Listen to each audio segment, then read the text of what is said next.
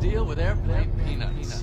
Are you ready to get heavy? You're going to show me a f***ed up video and then we pause and talk about it? Or is it one long I think thing? I'll let them play. I don't want to see this person tore their fibula. Yeah, me too. These VIP people left already. Good, smart.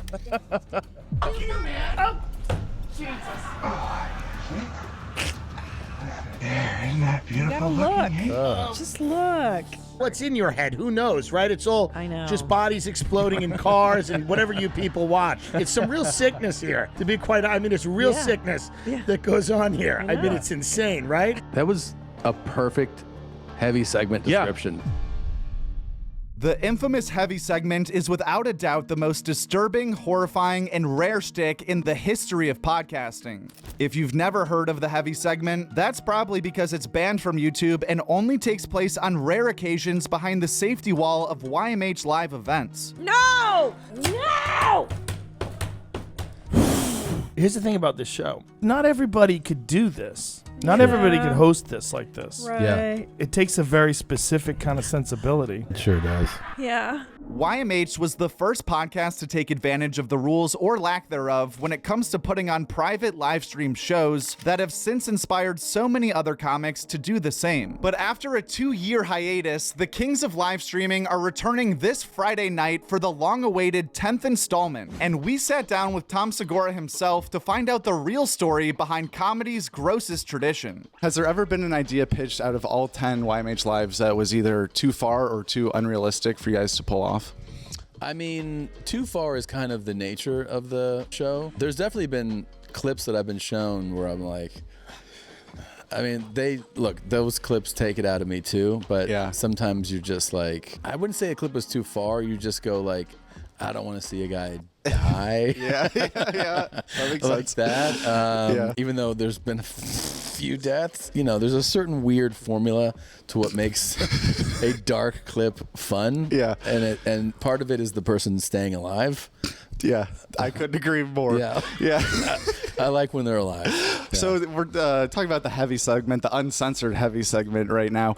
When did that start? And when did you realize, like, oh, you can take it way farther than what you do on YouTube? That was an interesting thing that evolved from we had only done podcasts, like traditional, distribution formats and platforms, which is like the audio places and the video places. Video places are obviously typically YouTube or Vimeo or whatever. And, those have boundaries. And so the first time we were on the very first one, I think we were kind of realizing part of it in the moment was like, oh, there's nothing that can get flagged here. Like you can play something and there's no such thing as a moderator going, oh, that violated this part. We're like, so we can play anything?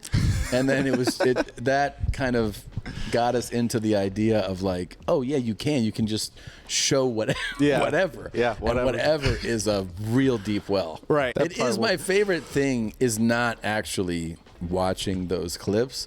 It's watching people watch those clips. Right. That makes sense. That's the fun. Like one of the most fun things for me is when I get people send in videos of their like watch party and showing people like covering their faces with blankets and like just being sick watching it. That amuses me a lot more than the actual clip. That is hilarious. Yeah.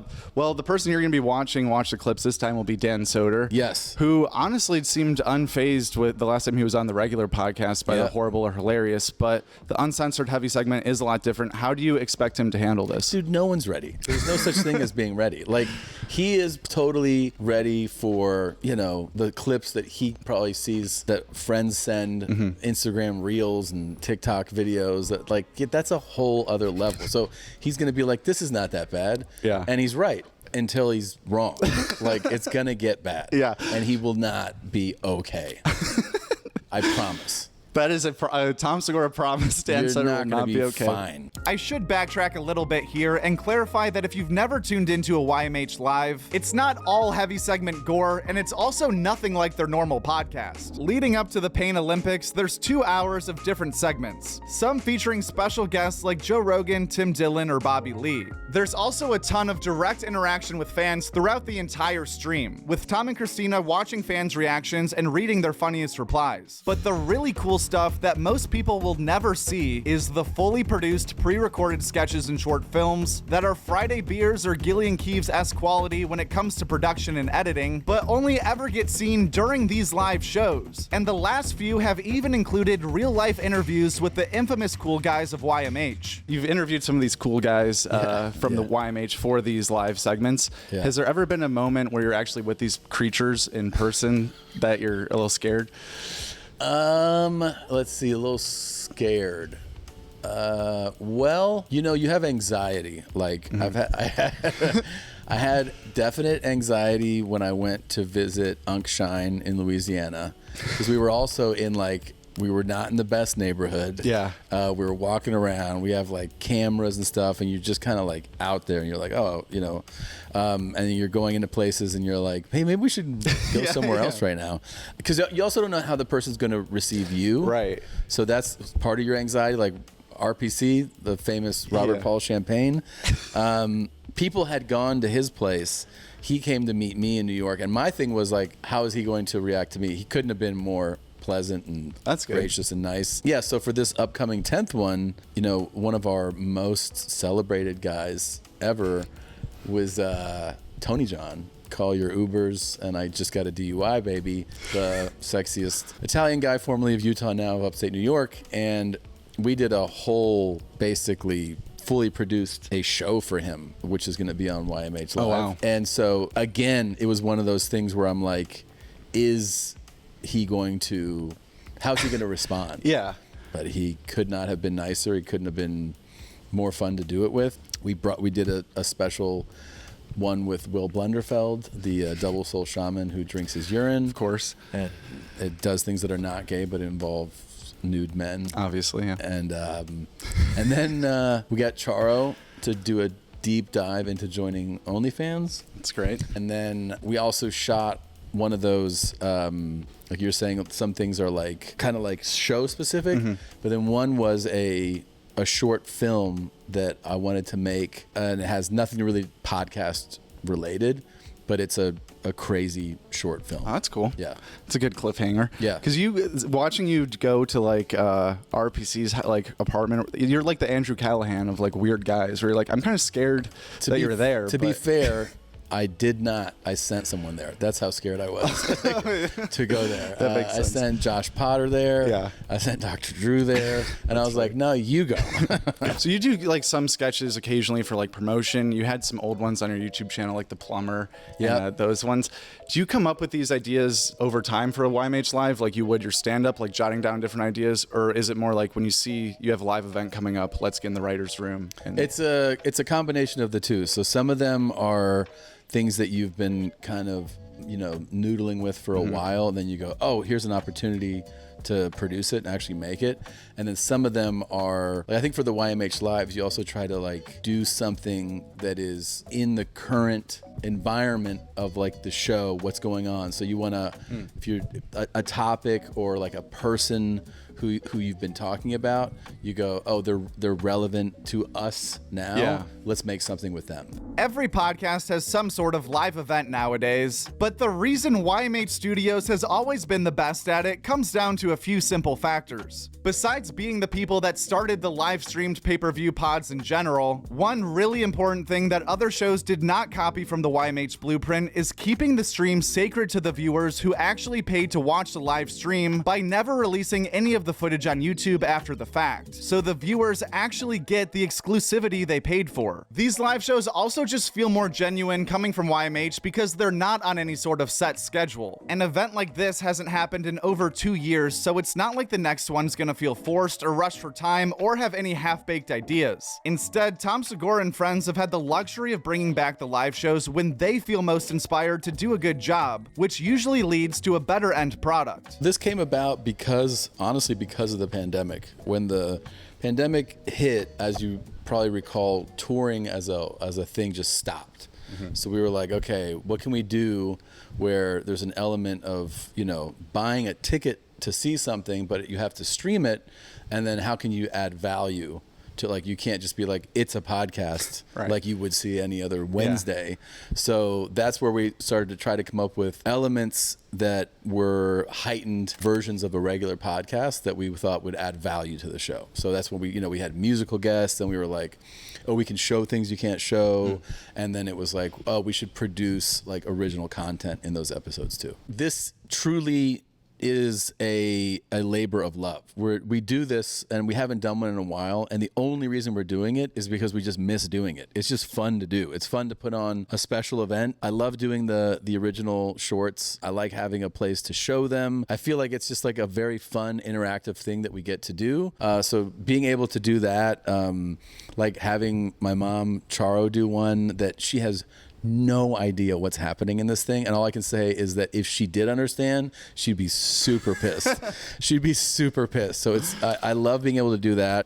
We thought because it's YMH Live number 10, there'd be a fun thing to do a giveaway. So we're giving away $10,000 live on the show, which is like just a fun thing to do. Yeah. So to me, it's like, these were done, I would say, to start almost out of necessity. Like it felt like a necessity, like we got to do something.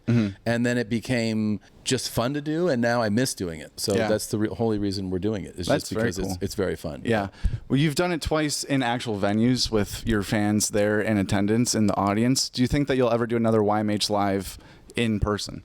That's interesting. I mean, live podcasting is its own thing. There's something about I think the shows being done in their home studio where it's like kind of the best version of it. So I don't know. I do feel like even though it's so fun to do it with a live audience and you get reactions and laughter in the moment, which is always the best, there's something about a show that you normally do in a studio that now you do it live, that something changes in it. And so I wouldn't say definitely no. I just I don't foresee like the actual like, oh yeah, we're going to do it soon. I'm not against it, but the right kind of mix of picking the right venue is also a thing I realized. I do think that you're better off doing kind of like the rock club size for those. Like I feel like doing it in a huge theater is not the right move. Yeah. Do you show the heavy segment at these things? We did, and we had a lot of people walk out. A lot of people who were like, oh, what are we going to? That's the thing. Geez. Yeah, because people be like, oh, because they're not like with a stand-up, sometimes that happens, like they don't know the comic.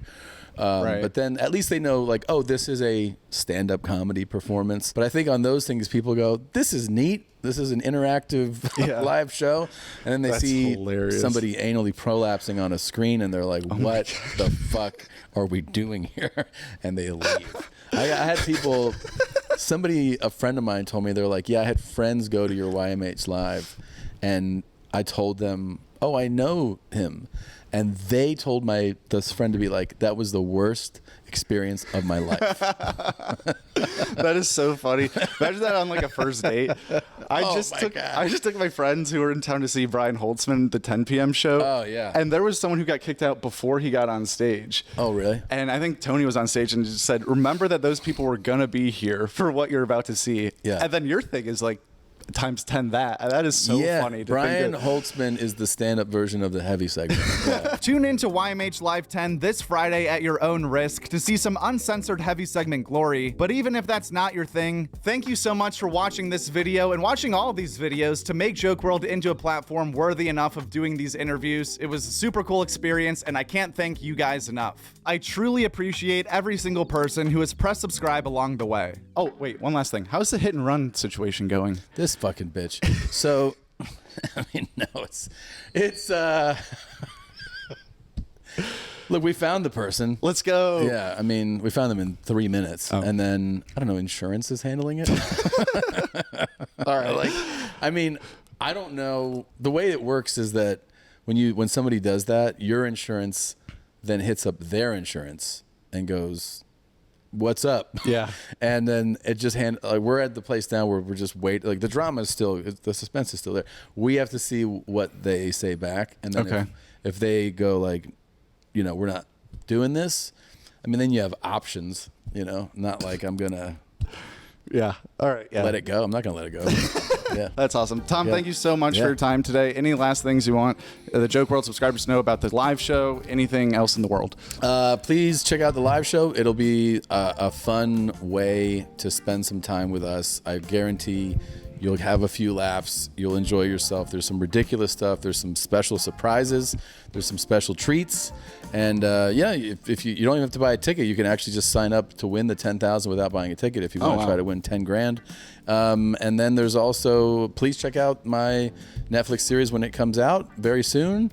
And I'm on the road for a little while longer, so tickets are at tomsegura.com/tour. Let's go. Thank you. This has been an honor. My pleasure. Thanks so much. Yep.